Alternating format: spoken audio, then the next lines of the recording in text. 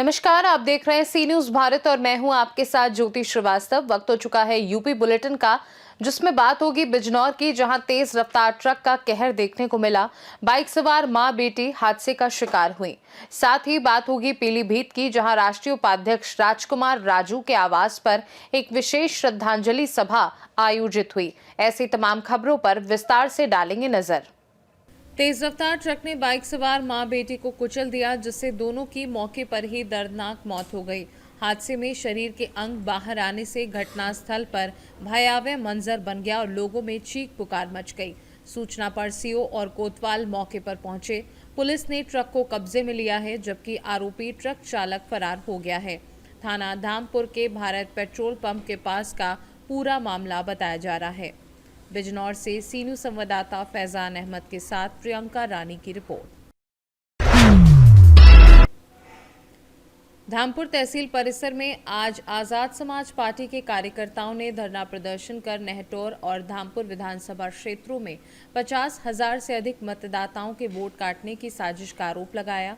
Party का कहना है कि नगीना सांसद के प्रतिनिधि विवेक कुमार सेन ने कार्यकर्ताओं के साथ तहसील के कमरा नंबर 16 में एसआईआर से जुड़े फॉर्म 7 की करीब 182 गड्डियां पकड़ी, जिनमें 80 से अधिक फॉर्म पर एक ही व्यक्ति के नाम से हस्ताक्षर पाए गए। आरोप है कि ये फॉर्म वोट कटवाने के उद्देश्य से भरे गए थे, जबकि फारूक और सुनील ने किसी भी फॉर्म को भरने से इनकार करते हुए फर्जी हस्ताक्षर की बात कही। इसके बाद कार्यकर्ताओं ने तहसील परिसर में धरना दिया। विवेक कुमार सेन ने तहसील प्रशासन पर सत्ता पक्ष के दबाव में समुदाय विशेष के मतदाताओं को नुकसान पहुंचाने की साजिश का आरोप लगाया और दावा किया कि भाजपा कार्यालयों में फॉर्म 7 भेजे गए हैं। मामले की जानकारी सांसद चंद्रशेखर आजाद को दे दी गई है, जिन्होंने जिलाधिकारी बिजनौर से बात की, जबकि तहसीलदार ने फिलहाल बयान देने से इनकार किया है।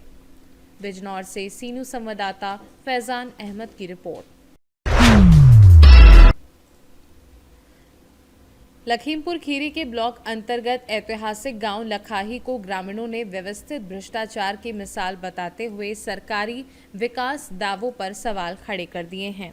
आरोप है कि आज़ादी के 75 साल बाद भी गांव में एक भी पक्की नाली नहीं है, सड़कें बदहाल हैं और बरसात में पूरा गांव गंदे पानी व कीचड़ में डूब जाता है, जबकि हर साल नाली, सड़क और स्वच्छता के नाम पर बजट पास होता रहा है। ग्रामीणों का कहना है कि फाइलों में विकास कार्य पूर्ण दिखाए जाते हैं, लेकिन जमीनी स्तर पर कुछ नहीं हुआ। ब्लॉक, तहसील और जिला स्तर पर की गई शिकायतों के बावजूद ना कोई जांच हुई और ना ही निरीक्षण। ग्रामीणों ने इसे पूर्व नियोजित भ्रष्टाचार बताते हुए उच्च स्तरीय संरक्षण का आरोप लगाया है और मांग की है कि विजिलेंस व आर्थिक अपराध शाखा द्वारा पिछले 20 से 25 वर्षों की योजनाओं की जांच कर दोषियों पर कार्यवाही की जाए। लखीमपुर खीरी से सी न्यूज संवाददाता राजेश दिवाकर की रिपोर्ट। विशेष गहन पुनरीक्षण एसआईआर अभियान के तहत जनपद महाराजगंज में 2,03,832 मतदाताओं को नोटिस जारी किया गया है। फिलहाल इन सभी मतदाताओं को समय सीमा के भीतर अपने नोटिस का जवाब आवश्यक वैध दस्तावेजों के साथ तहसील, ब्लॉक और बीआरसी कार्यालय समेत पोलिंग बूथ पर देना है, जिसकी सुनवाई की जा रही है। जिला निर्वाचन विभाग ने स्पष्ट किया है कि अगर इनके द्वारा तय समय सीमा के अंदर नोटिस का जवाब नहीं दिया गया तो उनके नाम मतदाता सूची से अपात्र मतदाता मानते हुए इनका नाम हटा दिया जाएगा। जिलाधिकारी संतोष कुमार शर्मा ने क्या कहा, सुनिए। 2,03,872 मतदाताओं को नोटिस जारी किया गया है। अब तक कितने लोगों ने साक्ष्य प्रस्तुत किया है? ये देखिए, जितने लोग की नोटिस जारी की गई है, हमारे पास लगभग 40% लोग टर्नअप हो गए हैं और इन लोगों के द्वारा साक्ष्य दिया जा चुका है और सुनवाई का कार्य चल रहा है। तो अभी कितने साक्ष्य एडमिसिबल हैं या नहीं है, अभी ये धीरे धीरे हमारे पोर्टल से, चूँकि सारी चीज़ें पोर्टल पे हो रही हैं, उससे जानकारी होती जाएगी और मतदाताओं में उत्साह है। और जितने लोगों को नोटिस दिया गया है, शुरू में थोड़ी कम उपस्थिति हो रही थी, लेकिन अब उपस्थिति प्रत्येक जहाँ जहाँ पे सुनवाई चल रही है वहाँ सारे लोग उपस्थित हो रहे हैं। इसमें मतदाताओं के हित में जनपद में जो नोटिस की सुनवाई का जो अगला फेज है, उसमें यह भी निर्णय लिया गया है कि जिन जिन मतदान केंद्रों से वहाँ के मतदाता नहीं आ पाए हैं, तो अगले बार सुनवाई का जो स्थल है, अगली सुनवाई में हम उनके नज़दीक में हो सकता है कि मतदान केंद्र या नए पंचायत स्तर पे हम उसकी सुनवाई अगले चरण में करेंगे, जिससे कि सभी मतदाताओं को ये अपना पक्ष रखने का अवसर प्राप्त हो सके। नो मैपिंग के साथ साथ लॉजिकल डिस्क्रिपेंसीज के भी मसले थे जिन पर भी नोटिसेज इश्यू हो रहे हैं, और अब ये जो प्रक्रिया है, प्रक्रिया को बहुत अधिक पारदर्शी बनाया गया है और प्रक्रिया सुगम हो, इसका आयोग के द्वारा प्रयास किया गया है। तो काफ़ी कार्य इसमें BLO के स्तर से किए जा रहे हैं और इसमें एडिशनल AERO या ERO के स्तर से निर्णय लिया जा रहा है। मैं अवगत कराना चाहूँगा आपको कि हमारे जो फार्म 6 हैं, जो नाम बढ़ाने के अभी तक इस फेज में लगभग 55,000 से अधिक फार्म 6 भी हमें नए नाम बढ़ाने के लिए प्राप्त हुए हैं, और इसी प्रकार जो आपत्तियां हैं किन्हीं के नामों पे विभिन्न कारणों से, वो 1,656 नहीं है, हमें अभी तक आपत्तियां प्राप्त हुई हैं। नाम संशोधन के मामले काफ़ी आए हैं, जो लगभग हमारे पास 12,680 मामले नाम संशोधन के आए हैं।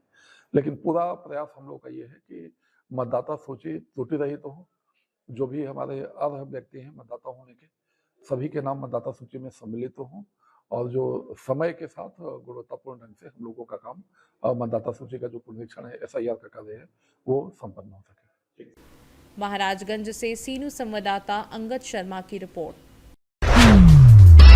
129 विधानसभा क्षेत्र पूरनपुर के पूर्व विधायक स्वर्गीय पीतम राम की चौथी पुण्यतिथि के अवसर पर उनके भांजे और समाजवादी युवजन सभा के राष्ट्रीय उपाध्यक्ष राजकुमार राजू के आवास पर श्रद्धांजलि सभा, तहरी भोज एवं कंबल वितरण कार्यक्रम का आयोजन किया गया। कार्यक्रम की शुरुआत स्वर्गीय पीतम राम को श्रद्धा सुमन अर्पित कर की गई, जिसमें बड़ी संख्या में राजनीतिक पदाधिकारी, कार्यकर्ता और क्षेत्रवासी शामिल हुए। इस मौके पर वरिष्ठ नेता कौशल वाजपेयी, राजाराम शर्मा, जिला उपाध्यक्ष बालक राम सागर, काशीराम सरोज, ओम शर्मा सहित कई नेताओं ने अपने विचार रखे। आयोजक राजकुमार राजू ने अतिथियों का आभार व्यक्त करते हुए कहा कि तहरी भोज और जरूरतमंदों को कंबल वितरण स्वर्गीय पीतम राम की सेवा भावना को सच्ची श्रद्धांजलि है। कार्यक्रम में पूर्व चेयरमैन प्रदीप जायसवाल, व्यापार मंडल के प्रदीप शुक्ला, जिला उपाध्यक्ष पवन सिंह यादव, मास्टर गुरुदयाल सिंह, पूर्व प्रधान विपिन सिंह, मिलाप सिंह, साजिद अली रजवी, खुर्शीद अहमद, नवीन अग्रवाल, तौफीक खान, मीता सिंह और भगवान दीन वर्मा सहित हजारों क्षेत्रवासी उपस्थित रहे। पीलीभीत से सीनू संवाददाता हैदर खान की रिपोर्ट। यूपी बुलेटिन में फिलहाल के लिए इतना ही। बने रहिए सी न्यूज़ भारत के साथ। हर खबर आपके साथ, आपके हाथ।